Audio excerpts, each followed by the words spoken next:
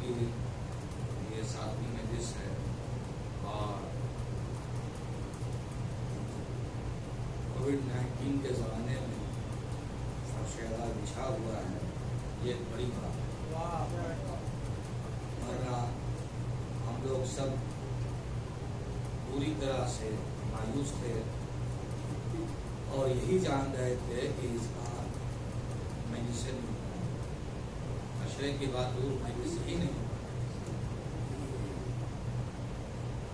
لیکن اللہ ہے اسباب مہیا کرنے والا اور راستہ بنانے والا۔ میں مستقل بتا بھی رہا ہوں آپ کو، تقویٰ بند دروازے کو کھولتا ہے اور صبر دن کو پھیر دیا کرتا ہے۔ صلوات پڑھیے محمد۔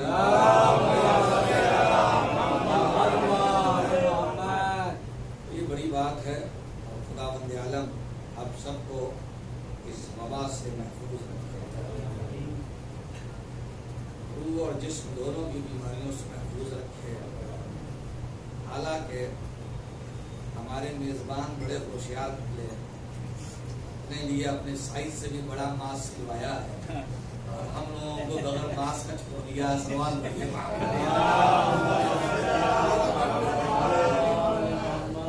تو میرے عزیزوں، میرے بھائیوں، میرے ساتھیوں، عرض حال یہ ہے کہ پہلی مرتبہ 10 ہجری میں حج اپنے اصلی تاریخ پر کیا جا رہا تھا۔ 4000 سال کے بعد حج اپنے اصلی تاریخ پر پہلی مرتبہ 10 ہجری میں ہوا اور حضور عازم سفر حج ہیں۔ کل کی گفتگو میں ہم لوگ ابوا تک پہنچے تھے کہ جب حضور مقام ابوا پر پہنچے جو مکہ سے 70 میل پیچھے ہے، تو اچانک سے انہوں نے اپنا راستہ بدل دیا اور اپنی سواری سے اترے اور ایک لحد کے سراہنے جا کر ایسے بیٹھے کہ جیسے 3-4 سال کا بچہ بیٹھتا ہے، اور ساروں قطار رو رہے تھے، اور جب اٹھنے لگے تو یہ کہتے ہوئے اٹھے کہ اماں اگر میں عشاء کی نماز پڑھ رہا ہوتا اور نیت کر چکا ہوتا اور اذان کی تلاوت شروع کر دی ہوتی اور ادھر سے آواز آتی بیٹا محمد، تو میں نماز توڑ کر کہتا لبیک اماں جان۔ یہ ہے مقام اور مرتبہ ماں کا جو ہمارے پیغمبر کی آخری پریکٹیکل سیرت ہے۔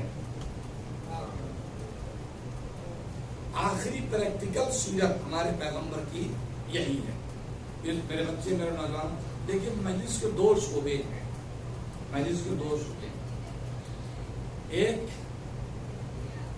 ذاکر ہیں اور ایک مبلغ ہیں۔ جو ذاکرین کرام ہیں یہ اغیار کو دعوت دیتے ہیں، غیروں کو دعوت دیتے ہیں، ہے نا، اور جو مبلغین ہیں یہ اپنوں کو دعوت دیتے ہیں۔ ٹھیک ہے، غیروں کو دعوت دینا بہت آسان ہے، اس لیے کہ اگر ان کو برا بھی لگتا ہے تو کوئی فرق نہیں ہے، اس لیے کہ وہ تو پہلے ہی سے ناراض بیٹھے ہیں، لیکن اپنوں کو دعوت دینا بہت مشکل ہوتا ہے۔ یہی وجہ ہے کہ 3 سال 4 سال ہوتے ہوتے امام کے پیچھے قوم ڈنڈا لے کے گھومنے لگتی ہے۔ سلمان پڑھیے محمد، سلمان پڑھیے۔ یہ بہت کٹھن کام ہوتا ہے، بہت مشکل کام ہوتا ہے، اپنوں کو دعوت دینا، اپنوں کو بلانا۔ تبلیغ کی یہ بہت کڑی منزل ہوتی ہے، بہت سخت اور بہت دشوار منزل ہوتی ہے۔ تو ہمارے پیغمبر کی آخری سیرت ہے کہ 61 سال کا پیغمبر ایسے بیٹھا ہے جیسے 4 سال کا بچہ، یعنی ہم نے ہمارے پیغمبر نے جاتے جاتے ہی ہمیں بتایا کہ تمہارا مرتبہ چاہے جتنا بلند ہو جائے، تم جتنے بھی بڑے ہو جاؤ، ہم مجھ سے بڑے نہیں بن سکتے کہ جس کی جوتیوں نے سدرۃ المنتہا کی سیر کی ہو، لیکن جب وہ بھی اپنی ماں کے پاس آ رہا ہے تو بچہ بن کر آ رہا ہے۔ ہوش میں رہنا، اے میرے قوم IPS ہو سکتے ہو, انجینئر ہو سکتے ہو, ڈاکٹر ہو سکتے ہو, لیکن ماں سے بڑے نہیں ہو سکتے. صلوات پڑھیے محمد.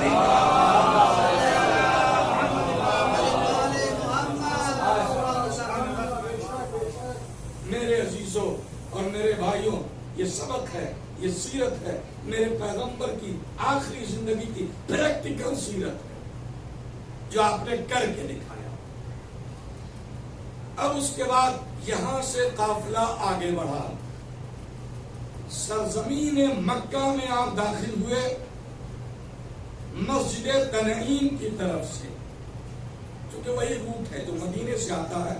بھٹک کر کے کسی اور گیٹ سے آ جائیں الگ بات ہے, لیکن اصل روٹ وہی ہے, یعنی مروا گیٹ.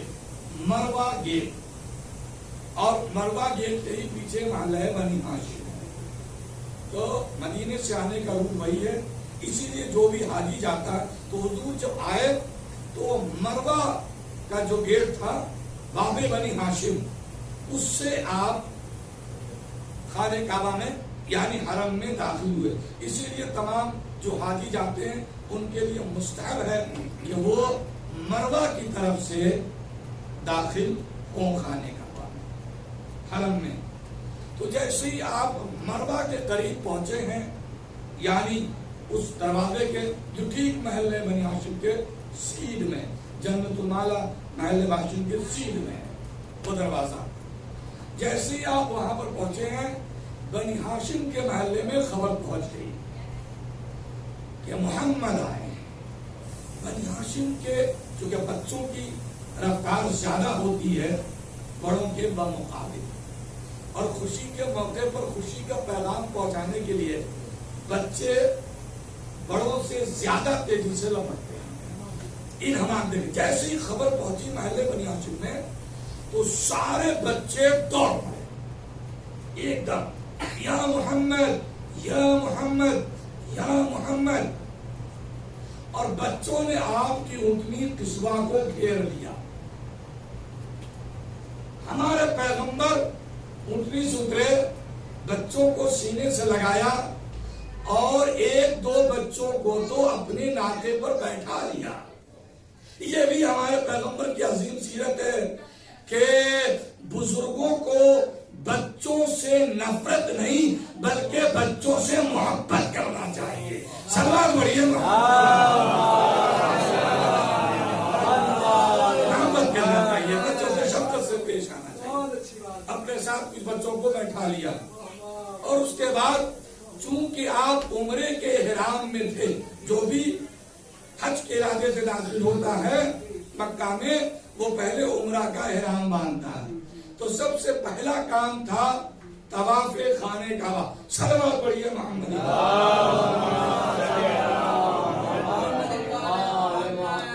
سب سے پہلا کام تھا طواف خانہ کعبہ.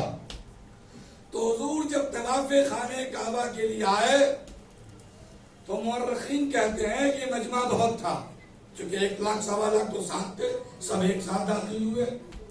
لیکن میں کہتا ہوں کہ اگر حضور چاہتے تو مجمع پھٹ جاتا اور راستہ مل جاتا, لیکن راستہ تو مل جاتا, لیکن ایک بڑا سوال رہتی دنیا تک کے لیے رہ جاتا. توجہ, حضور جب حرم میں داخل ہوئے, طواف کی باری آئی تو آپ اپنی سواری سے نہیں اترے, سواری پر بیٹھ کر ہی آپ نے طواف کیا, اور ہر چکر پر حجر اسود کے قریب نہیں گئے, دور سے ہی آپ نے حجر اسود کو استسلام کیا. چونکہ حضور جانتے تھے کہ یہ میرا پہلا بھی حج ہے اور آخری بھی حج ہے, جو طریقہ آج وضع ہو جائے گا وہی قیامت تک کے لیے رہے گا. غور نہیں کرو, اگر حضور اتر کر سواری سے طواف کرتے اور حجر اسود کے قریب جا کر بوسا دیتے تو آپ سوچیں ان بوڑھے اور بزرگوں کا کیا ہوتا جو حج کرنے جاتے. لہذا حضور نے سواری پر بیٹھ کر طواف کیا, اس سنت کو قائم کرنے کے لیے کہ کہ جو جیسے چاہے اپنی سہولت کے مطابق طواف کرے اور حجر اسود کے قریب جانے کی کوشش نہیں کیا تاکہ دور سے استسلام کا رواج جاری ہو جائے. کوئی حجر اسود تک پہنچنے کے لیے اپنی جان کو جوخم میں نہ ڈالے, دور سے سلام کرے, وہ معاملہ ہو جائے گا. بس یہیں سے ہمیں بھی ایک سیرت مل گئی. جب ہم نے حضور کو دیکھا کہ فاصلے سے جب حجر اسود کی سیدھ میں آتے تھے استسلام کرتے تھے تو ہم نے سمجھ لیا کہ جب نزدیک پہنچنا ممکن نہ ہو تو دور سے سلام کر لیا. اسی لیے ہم کہتے السلام علیکم یا ابا عبداللہ, السلام علیکم یا ابن رسول اللہ, السلام علیکم ورحمۃ اللہ. صلوات پڑھیے.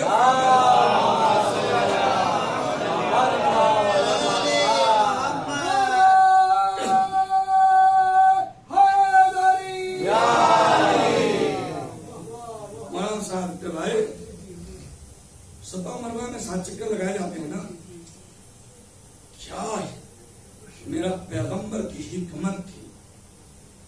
3 چکر آپ نے پیدل لگایا, 4 چکر سواری پر لگایا اپنی اونٹنی پر بیٹھ کر, تاکہ دونوں سنت لوگوں کے ذہن میں بیٹھ جائے کہ مضبوط ہیں تو پیدل چکر لگا لیں, کمزور ہیں تو ویل چیئر ہو تو ویل چیئر, اونٹنی ہو تو اونٹ پر, جیسے بھی بیٹھ کر آپ طواف بھی کر سکتے ہیں اور صحیح بھی کر سکتے ہیں.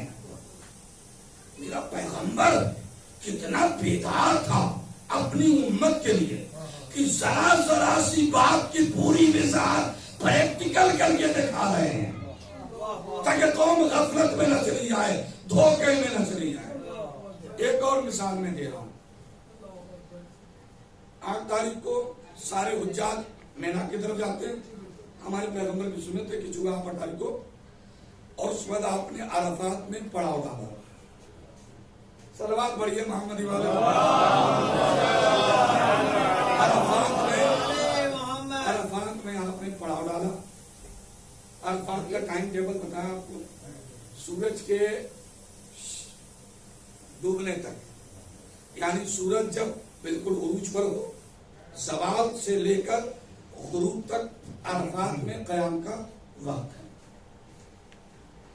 ہمارے پیغمبر نے مسجد نمرہ میں, جو میدان عرفات اور مزدلفہ کے درمیان واقع ہے, بلکہ وہ میدان عرفات کا ہی حصہ ہے, مسجد نمرہ میں نماز ادا کی اس طرح سے کہ بلال نے اذان دیا اور آپ نے ظہر کی نماز پڑھائی, اور جیسے ہی ظہر کی نماز ختم ہوئی آپ نے بلال سے کہا کہ بلال اقامت. بلال نے پھر اقامت کہی اور آپ نے عصر کی نماز پڑھائی. 1 اذان اور 2 اقامت پر 2 نمازیں ایک ساتھ پڑھی گئی. ٹھیک ہے.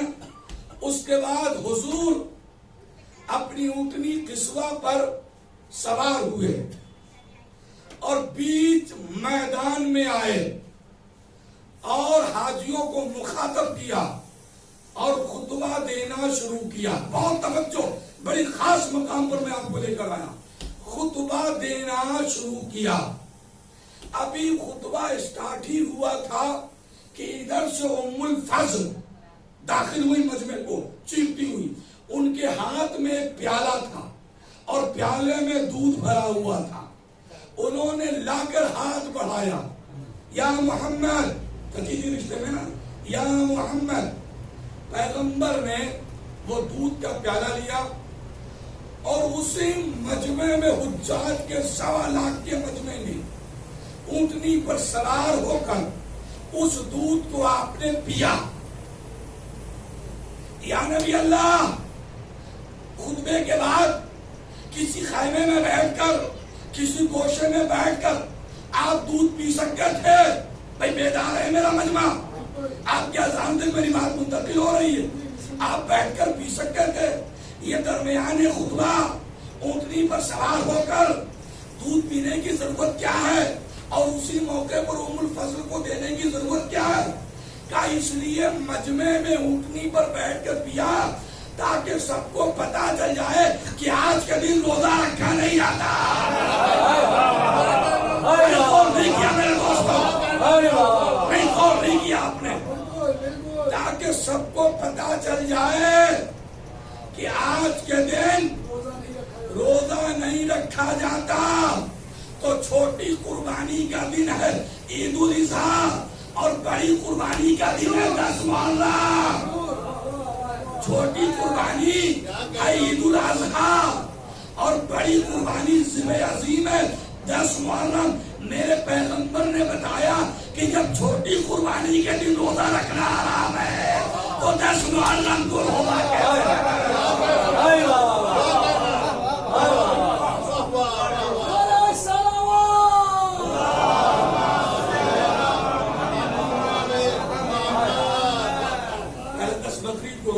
دکھاؤ تب سمجھے ہم, غور کر رہے ہیں ہم. ہمارے پیغمبر نے کتنی باریکی سے سیرتوں کو ہمارے سامنے اجاگر کیا, کتنی باریکی سے اجاگر کیا. مروہ کی صحیح ہو, خانہ کعبہ کا طواف. ایک حدیث یاد آ گئی, بخاری اور مسلم شریف کی مشترک حدیث ہے, میں پیش کرنے کی سعادت حاصل کرنا چاہتا ہوں. صلوات پڑھیے محمد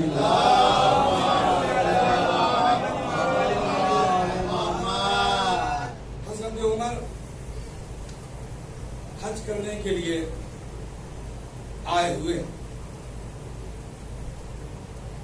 حجر اسود کے قریب گئے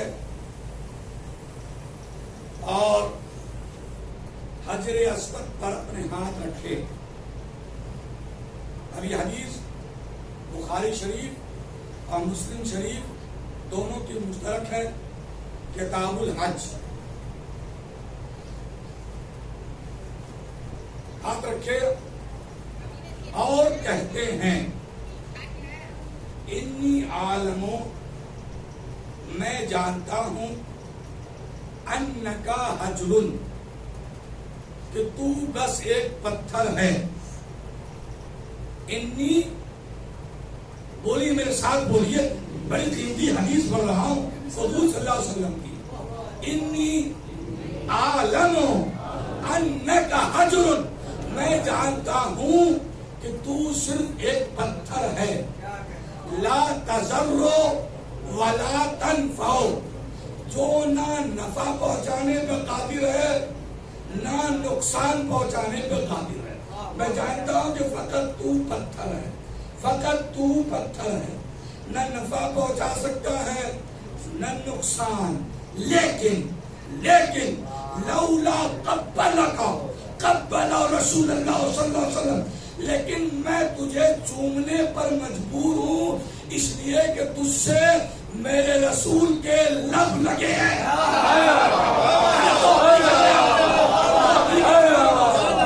لیکن میں تجھے بوسہ دینے پر چومنے پر مجبور ہے اس لیے کہ تجھ سے میرے رسول کے لب لگے ہیں. میں پوچھتا ہوں حجر اسود سے میرے رسول کے لب کتنی بار لگے؟ کہ ایک حج کیا, عمرہ میں حجر اسود کے قریب نہیں گئے, حج کے طواف میں آپ قریب گئے, یعنی ایک بار لب لگے. تو جس پتھر سے حضور کے لب ایک مرتبہ لگ جائیں تو عمر جیسا صحابی اسے بار بار چومنے پر مجبور.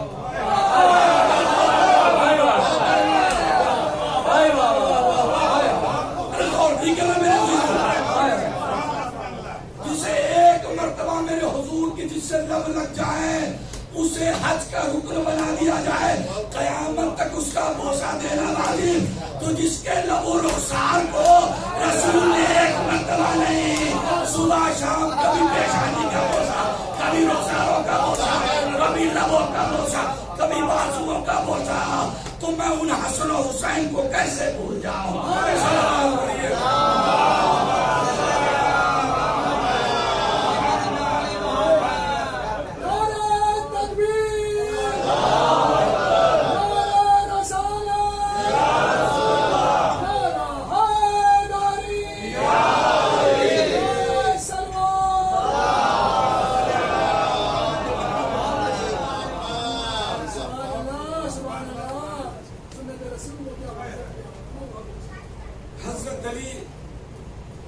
یمن سے تشریف لائے تھے حج میں. آپ مدینے میں نہیں تھے، یمن میں تھے، تبلیغ کر رہے تھے. اس لیے آپ یمن سے ڈائریکٹ مکہ پہنچے اور حکم رسول یہ گیا تھا یمن، اے علی ہم لوگ عازم حج ہیں، آپ ڈائریکٹ یمن سے مکہ آئیے اور آپ کے ذمے قربانی کا جانور ہے، اس کا انتظام کرتے ہوئے آئیے گا. حضرت علی 100 سے زیادہ اونٹ قربانی کے اپنے ساتھ لے کر آئے. آنکھیں کھول لو، سیرت رسول تم پر واضح کر رہا ہوں میرے دوستو. تمام سنی شیعہ مورخین کا اتفاق ہے کہ سب حج میں اپنے اعمال میں تنہا تھے، لیکن علی ہی وہ تھے کہ جن کو رسول نے اپنے ساتھ شریک رکھا تھا، لہذا وہ قربانی کے جانور میں بھی شریک تھے. حضور صلی اللہ علیہ وسلم نے سب سے پہلے 62 اونٹ الگ کیے اور 62 کو مائنس کرے کتنا ہوتا ہے؟ اتنے اونٹ ایک طرف کیے 100 میں. 62 اونٹ کی قربانی اپنی طرف سے پیش کی اور بقیہ اونٹ کی قربانی علی نے اپنی طرف سے پیش کی، ہے نا. 62 اونٹ کی قربانی حضور نے اپنی طرف سے پیش کی. توجہ ہے نا؟ یہ 62 اونٹ کیوں قربان کیے حضور نے اپنی طرف سے؟ کیوں؟ اس لیے کہ حضور کی عمر 62 برس تھی اور آپ حج نہیں کر پائے تھے. یہ پہلا اور آخری حج تھا، لہذا ہر سال کے عوض ایک قربانی پیش کی. اسی طرح حضرت علی نے بھی اپنی عمر کے ہر سال کے عوض ایک قربانی پیش کیا. رسول نے اپنی عمر کے ہر سال کے بدلے ایک قربانی دے کر قربانی کی اہمیت کو واضح کیا کہ حج میں قربانی کا کیا امپورٹنس ہے. صلوات پڑھیے.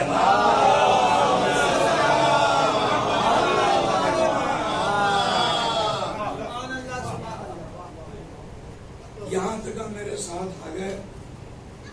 مجلس اختتام کی طرف بڑھ چلی ہے اور بقیہ باتیں انشاءاللہ کل. حضور جب حج سے فارغ ہو کر مدینے کے لیے روانہ ہوئے تو پہلی مرتبہ یا ایھا الرسول بلغ کی آیت مسجد خیف کے پاس نازل ہوئی جو جمرات کے قریب ہے. اس کے بعد جیسے ہی آپ مقام خم پر پہنچے جو مکہ سے 17-18 کلومیٹر کے فاصلے پر جدہ کے قریب واقع ہے. جب وہاں پہنچے تو دوسری بار یہ آیت، کیوں؟ اس لیے کہ اللہ کو پتا تھا کہ اب اس کے بعد ایسا چوراہا دوسرا نہ ملے گا، یہاں سے لوگ منتشر ہونے لگیں گے. لہٰذا حضور نے پورے مجمع کو روک دیا. میں غدیر پڑھنے نہیں بیٹھا ہوں، ماشاءاللہ خطیب 1000 بار بیٹھے ہیں، آپ یہ سنائیں گے نا. صلوات پڑھیے محمد. یہ خطبہ کا کام ہے، ذاکرین کا کام ہے. انشاءاللہ وہ فضائل کے بوجھے سناتے رہتے ہیں. تو میرے دوستوں، میرے بھائیوں، میرے ساتھیوں، جب حضور وہاں پہنچے سارے قافلے کو روک لیا گیا چونکہ ایھا الرسول کی آیت آ چکی، بلغ ما انزل الیک کی آیت نازل ہو چکی. حضور نے حکم دیا کہ میدان کو صاف کیا جائے. تو جو چھوٹے چھوٹے ریتیلا تو میدان تھا، وہاں تھا کیا؟ جو چھوٹے چھوٹے پودے وغیرہ تھے، خار و خس و خاشاک یعنی کانٹے وغیرہ تھے، اس کو چن کر کے کنارے کیا. اور اس لیے میں کہتا ہوں کہ مجلس کا اسٹینڈرڈ ٹائم یہی ہے جو ہو رہا، اس لیے کہ غدیر والا جو مین خطبہ تھا وہ اسی ٹائم ہو رہا تھا. سلمان بھائی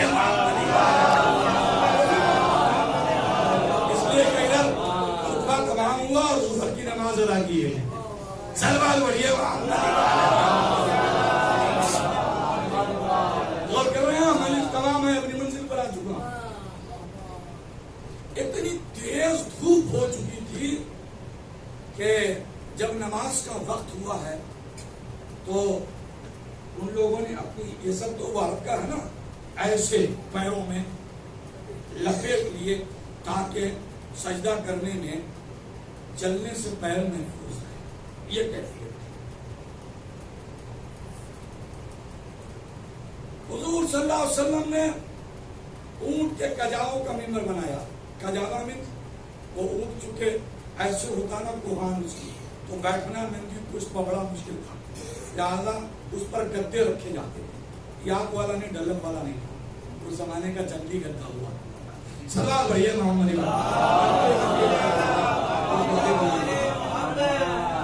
تو ان گدوں کو سریا کر کے کچھ اونچا کر لیا گیا تھا اور حضور اس کی بلندی پر علی کے ساتھ پہنچے.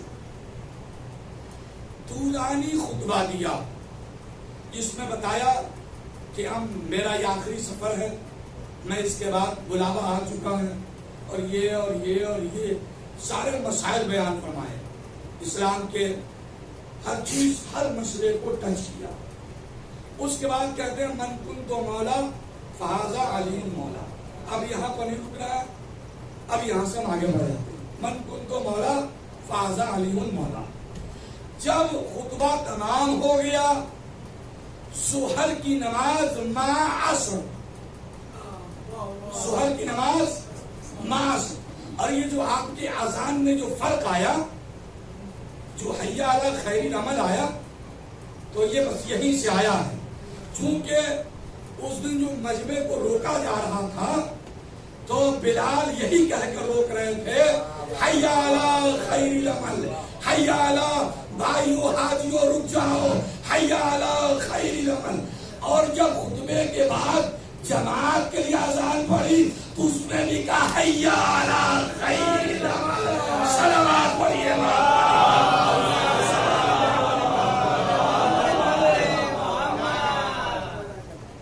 جماعت جب ختم ہوئی تو حضور نے کہا کہ اب سب علی کو مبارکباد دیں. اب ایک جملہ میرا یاد رکھیے گا، طواف کی سنت سب کو یاد، کہ چاہے تو ویل چیئر پر بیٹھ جائیں، چاہے تو پیدل دوڑ لگا دیں، چاہے تو سواری پر. کیوں بھائی؟ حضور نے ایسے ہی طواف کیا تھا. مروہ اور صفا کی صحیح سب کو یاد. ام الفضل کا دودھ پلانا سب کو یاد. علی کا مولا بننا کسی کو یاد سمجھ میں آتی ہے. مطلب کی بات یاد رہتی ہے، نقصان والی بات بھول جاتے ہیں. صلوات پڑھیے.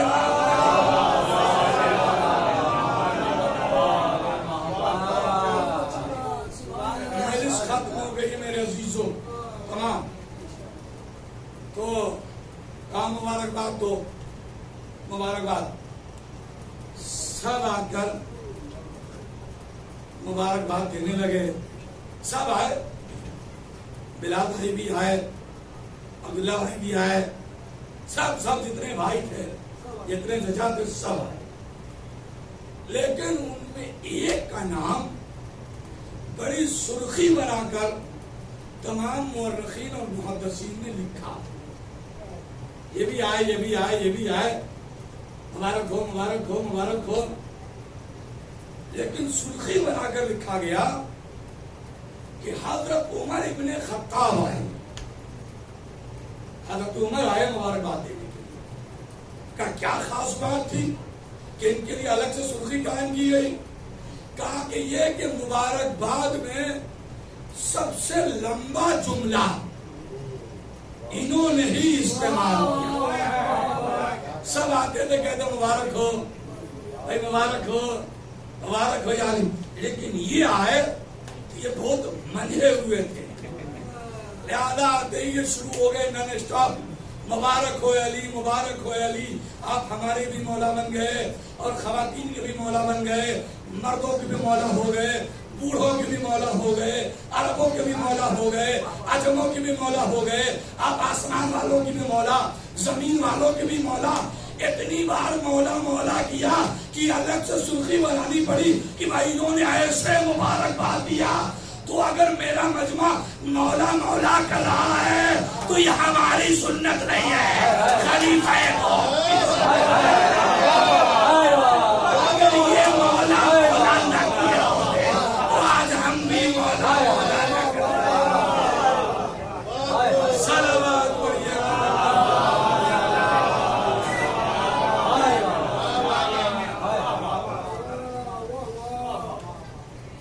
میرے عزیزوں، بس آپ کی دعائیں ہیں اور بھی ذرا کرم ہے جو یہ مجلس سے بولے ممکن نہ حالات ایسے۔ آج 7 محرم ہے اور اس آزاد خانے میں ایک شہید کا کابل زہر دغا سے شہید ہونے والے حضرت امام حسن، یوں تو کئی مرتبہ امام حسن کو زہر دیا لیکن خدا کی مہربانی سے آپ بچ گئے۔ اس بار مولا عباس نے کہا کہ بار بار حرکتیں ہو رہی ہیں ظالموں کی طرف سے، بھیا حسین ہمیں پہرا لگانے دیجیے، اور پہرا بھی قائم کیا۔ امیر نے سمجھ لیا کہ اب ممکن نہیں ہے، اب ممکن تبھی ہے کہ جب گھر میں سے کوئی سازش نہیں آتی، لہذا جالا کو علیہ کار۔ امام حسن بستر پر سوئے ہوئے ہیں، چونکہ اس سے پہلے بہت مرتبہ زہر دیا جا چکا تھا، زینب کو مستقل ڈر بن گیا تھا بھائی کی وجہ سے، لہٰذا بغل میں ایک بستر لگائے، جناب زینب ہیں اور ایک طرف ام فاطمہ ہے۔ زینب کی نیند بڑی کھٹکے کی نیند ہوتی ہے، چنانچہ رات میں کسی پہر امام حسن کو پیاس محسوس، آنکھ کھلی، انہوں نے اپنے ہاتھ کو سراہی کی طرف، زینب کی آنکھ کھل گئی، جھپٹ کے اٹھی، بھیا حسن زحمت نہ کریں، میں آپ کو پانی دوں۔ سراہی سے پانی ڈالا اور امام حسن کو پانی دیا۔ شاید یہی وجہ تھی کہ حسن کی موت پر زینب کو قلق سب سے زیادہ تھا، اس لیے کہ وہ پانی زینب نے بھیجا۔ میرے عزیزوں، ادھر پانی پیا اور ادھر ایک ہنگامہ قیامت برپا ہو گیا، کلیجے ٹکڑوں میں بٹنے لگے۔ امام حسن نے لرزتے ہوئے انداز میں کہا، قاسم، میرے بیٹے قاسم کو بلا۔ قاسم آئے، امام حسن نے کچھ وصیت کی اور ایک تعویذ ان کے بازو پر باندھ دیا۔ 61 ہجری کی کربلا آ گئی، کیسے کیسے جاباز میدان میں جا چکے ہیں، حبیب، جان، آن محمد۔ قاسم بھی چاہتے ہیں کہ اجازت، جب آتے ہیں ایک مرتبہ حسین سر داپا قاسم کو دیکھتے ہیں، اس کے بعد کہتے ہیں میں اجازت نہیں دے سکتا۔ کہا کیوں؟ کہا تم میرے بھائی کی اکلوتی نشانی ہے، تمہیں دیکھتا ہوں تو مجھے صبر آ جاتا، گویا میں نے اپنے بھائی سے ملاقات کر لی، میں اجازت نہیں دے سکتا۔ مایوس ہو کر جا کر خیمے کے دروازے پر بیٹھ گئے۔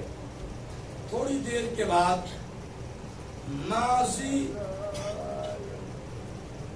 باہر آنے لگا، احساس ہوا، کچھ یاد آیا کہ میرے بابا کا آخری وقت تھا، کلیجے ٹکڑوں میں بٹ کر تشت میں آ رہے تھے۔ ایسے موقع پر میرے بابا نے ایک تعویذ باندھی اور کہا تھا، اے بیٹا، جب میرے بھائی کو کوئی سخت موقع ہے تو یہ تعویذ کھول کر میرے بھائی کو دے دینا۔ امام حسن کے بیٹے قاسم نے اس تعویذ کو کھولا اور سیدھے بھیا آقا حسین کے پاس آئے. کہا بیٹا خیریت تو ہے؟ کہ بابا کی وصیت تھی، اسے آپ ملاحظہ فرما لیں. امام حسین نے تعویذ کو کھولا، اس میں لکھا ہوا تھا اے بھیا حسین جب واقع کربلا ہوگا تو میں نہ رہوں گا، لیکن میری طرف سے تو میرے بیٹے قاسم کو میری نیابت میں اجازت دے دینا تاکہ وہ میری طرف سے قربان ہو جائے. ارباب اعضاء وصیت پر عمل کرنا واجب ہوتا ہے، آپ سب جانتے ہیں. حسین مجبور ہو گئے، قاسم کو بلایا، کہا بیٹا میں تمہیں اجازت دیتا ہوں. اس کے بعد قاسم کو اپنے ہاتھ سے گھوڑے پر سوار کیا. مولا عباس آئے، تلواریں لگائیں حمائل کی، اور جب قاسم آراستہ ہو گئے نظر بھر کر دیکھا، ایسے دیکھ رہے تھے کہ جیسے بھیا حسن سامنے. اس کے بعد روتے ہوئے کہا بیٹا حسن، بیٹا قاسم خدا حافظ. جناب قاسم شوق شہادت سے لبریز تیزی سے مقتل کی طرف بڑھے. مقتل میں آئے، اب بڑی شجاعت سے جنگ لڑی. وہ جنگ لڑی کہ ظالموں کو قیامت تک کے لیے یاد دلا دیا کہ جنگ کسے کہتے ہیں. لیکن بھوکا قاسم، پیاسا قاسم، زخمی قاسم، اچانک سے چھپ کر ظالموں نے دھوکے سے قاسم پر مار دیا. قاسم گھوڑے پر سنبھل نہ سکے، گھوڑے سے زمین پر آئے، آواز لگائی السلام علیکم یا ابا عبداللہ، چچا جان ہماری مدد کو آئیے. راویان مقاتل کہتے ہیں علی اکبر حبیب جان کسی کی میت پر حسین ایسے نہیں دوڑے جیسے قاسم کی آواز پر حسین دوڑے. ہاتھ میں برہنہ تلوار، چہرہ سرخ اور تیزی سے قدم آگے بڑھ رہا ہے مقتل کی طرف. بیٹے گھبرانا نہیں، میں آ رہا ہوں، میں آ رہا ہوں. حسین کو جو اس تیور سے ظالموں نے آتا ہوا دیکھا، بس وہ گھبرا گئے. گھبراہٹ میں اپنے گھوڑوں کو انہوں نے ایڑ لگا دی. قیامت ہو گئی، بیچ میں قاسم کا لاشا تھا، ادھر کے گھوڑے ادھر ہو گئے، ادھر کے گھوڑے ادھر. 61 ہجری کی کربلا سے پہلے میں سوچتا تھا کہ خاندان اہل بیت میں نام ان کے کردار کے مطابق ہوگا. یہ نہیں کہ کردار کچھ ہے اور نام کچھ ہے، نام سخی ہے اور کردار بخیل جیسا نہیں. جو نام ویسا ہی کردار. جیسے ہمارے پیغمبر کا نام محمد تھا تو وہ احمد کی تعبیر تھی، وہ اعلیٰ تھا تو یہ علی تھے، ہے نا. وہ حسن تھا تو یہ حسن تھے، وہ قدیم الاحسان تو یہ حسین. تو میں سوچتا تھا کہ قاسم کا نام قاسم کیوں رکھا؟ یہ بات سمجھ میں نہیں آتی تھی. لیکن جب 61 ہجری کے مقتل میں ادھر کے گھوڑے ادھر ہوئے، ادھر کے گھوڑے ادھر ہوئے، جب قاسم کی لاش کے پامال ٹکڑوں کو دیکھا تو بات سمجھ میں آ گئی کہ قاسم کا نام قاسم کیوں رکھا. آقا حسن کو پتا تھا ایک دن میرا قاسم تقسیم ہو جائے.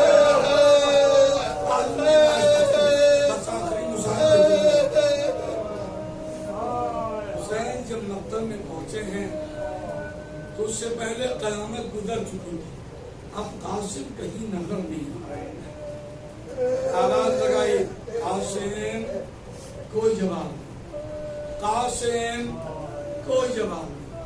گھبرا کر پوچھا قاسم، کوئی جواب نہیں. بے چینی میں آواز دیا قاسم بولو، کوئی جواب نہیں.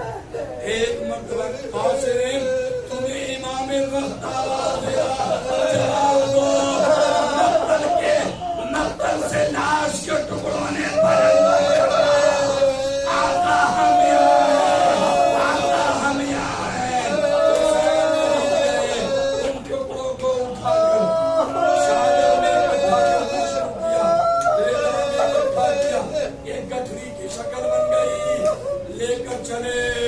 آواز لگاتی تو چلے بیویوں ہوشیار، بھابیوں میں پروا کو سنبھالو۔